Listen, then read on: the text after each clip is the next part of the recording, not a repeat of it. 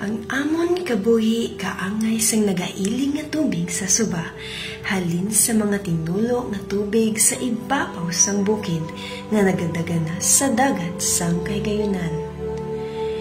Ini ang kaanyag sa ngakon banwa. Mga matahong nga lugar, buhi nga pananoblion, palang nga buhian, madinuagon nga kahiwatan kag tradisyon.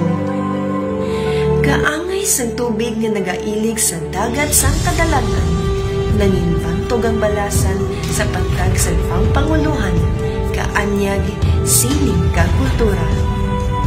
Ang akon hugot nga handog para sa imo balasan ko, ang padayon nga makita sa mas damlag ang imo kahimpit. This is Christine Joy Britannia with a heartfelt beauty for Miss Iloilo 2023.